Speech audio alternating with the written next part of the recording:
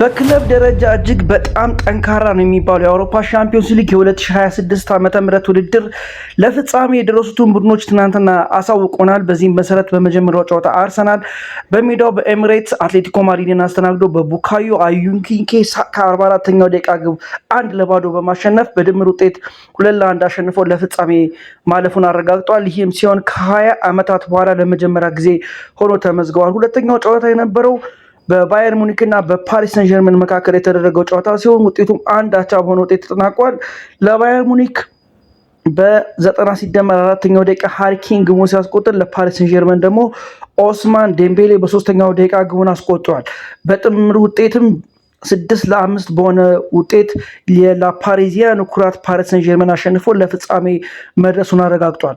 በዚህም ምክንያት በሃንጋሪ ዋና ከተማ ቡዳፔስት በፑሽካሽ አሬና ግንቦት 22 2018 ዓ.ም ከምሽቱ 1 ሰዓት በሁለቱ የጊዜው ጠንካራ ቡድኖች ማለትም በሚካኤል አርቴታ ሰራዊት የአርሰናል እና በላፓሪዚያኑ ኩራት የሉዊስ ኤንሪኮ ፓሪስ ሰን ጀርመን መካከል የፍጻሜ ጨዋታ ይደረጋል።